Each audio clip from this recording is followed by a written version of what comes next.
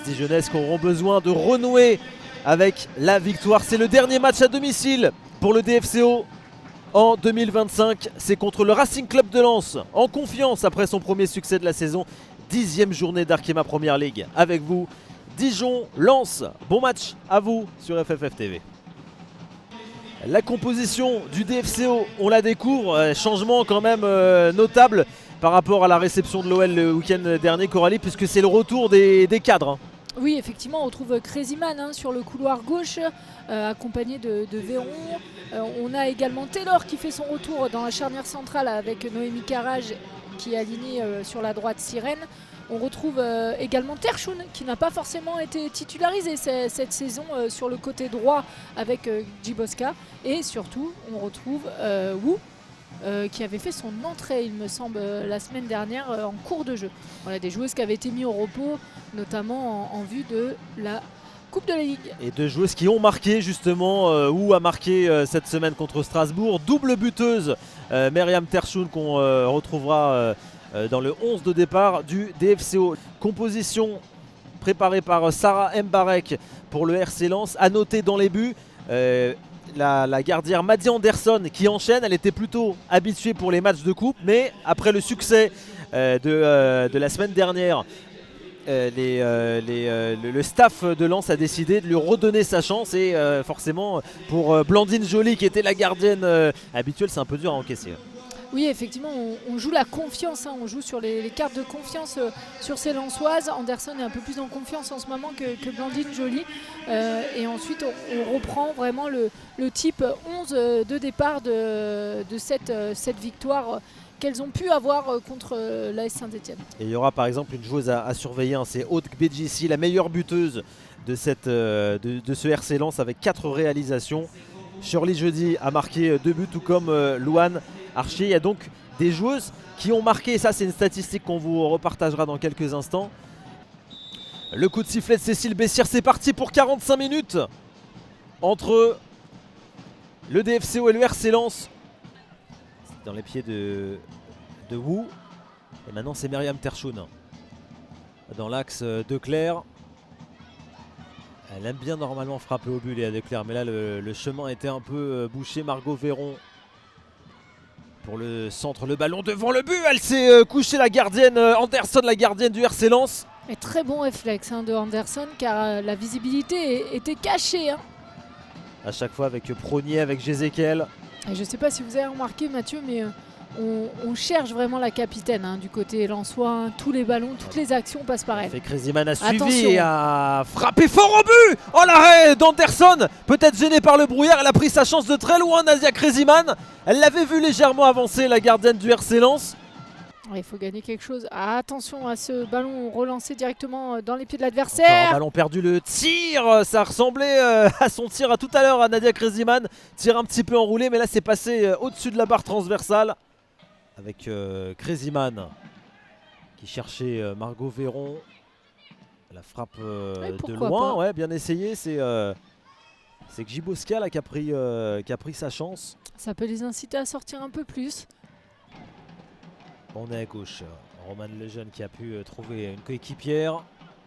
Très actif dans toutes les phases offensives cette joueuse. Elle a hésité, Katrina Talaslati, elle est sur le ballon. Heureusement pour le DFCO. Aude Gbedjissi, l'attaquante du RC Lens, mais on l'a finalement peu vu dans des situations dangereuses. Et on en restera là, pas de temps additionnel entre le DFCO et le RC Lens. C'est la pause à Gaston Gérard, première période assez agréable. Malgré le brouillard, il y a du rythme, des Lensoises appliquées.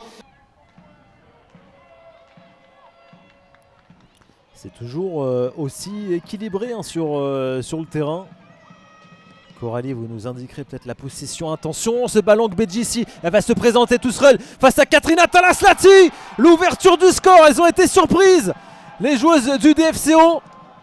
Et c'est pas immérité, Coralie, cette ouverture du score, on le disait, match qui était équilibré. Deuxième période équilibrée, mais ce sont les Lensoises avec la meilleure buteuse de ce RC Lens qui ouvre le score. 56e minute de jeu. Kate Taylor dépassée, qui avait oublié BGC qui a fusillé Katrina Talaslati, battu évidemment sur ce tête-à-tête. Ça fait 1-0 pour les rouges. La frappe de très loin, ras de terre. C'est Léa Declercq. Ça, c'est son style de frapper de loin comme ça. Et maintenant, ça a tiré plus de fois au but que Dijon. Attention, El Koumir qui est rentré il y a quelques instants, qui a pris sa chance. Évoluer d'une ligne, mais continuer à élargir et à progresser. On est obligé à chaque fois de revenir chercher, même si on trouve Crazy Man. Et c'est Crazy Man dans l'axe avec son tir du pied gauche, ça sera hors cadre. On l'a moins vu, Nadia Crazy Man, Coralie, dans cette deuxième période. Ce qui n'est pas forcément à l'image de la prestation aujourd'hui. Attention, quelle opportunité encore ici. Un bon ballon avec une occasion pour les Lensoises, peut-être un tête-à-tête pour Prognier. Est-ce qu'elle va pouvoir se présenter seule face à Katrina Talaslati? Le tir en force, la porte était fermée. Deuxième occasion pour le RC Lens. Elles prennent toutes leurs chances, les joueuses de Sarah Mbarek, pour ces 15 dernières minutes. Attention, le ballon était un petit peu court pour la capitaine du RC Lens. Attention, il y a Myriam Terchoun pour la réaction et pour l'égalisation du DFCO. Évidemment, elle va se précipiter pour le récupérer, ce ballon. Myriam Terchoun, l'égalisation à la 75e minute de jeu. Il n'est pas terminé, ce DFCO RC Lens.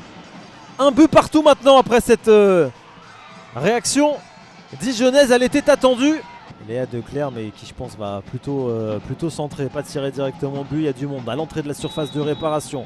Léa Declercq, 77e minute de jeu, le corner. Oh, encore pour Myriam Terchoun, qui s'est retrouvée une fois de plus face à Madeleine Anderson, mais qui n'a pas pu contrôler ce ballon et enchaîner avec un tir. Nzana pour le DFCO, elle aussi rentrée en deuxième période, et on dirait, Coralie, elles accélèrent un peu plus là, les Dijonnaises. Elles ont envie de terminer l'année 2025 à domicile en tous les cas, puisqu'il leur restera encore un match à Saint-Etienne pour la prochaine journée. La tête, oh, le ballon qui passait devant tout le monde, tête d'Erin Fontaine. Ouais, certainement l'une des dernières actions. L'arbitre regarde sa montre. Ouais, elle a été un peu percutée, Declercq. Bon, on en restera là. Pas de coup de sifflet sur le dernier contact, elle n'est pas contente, Léa Declercq. C'est le score final, un but partout entre le DFCO et le RC Lens.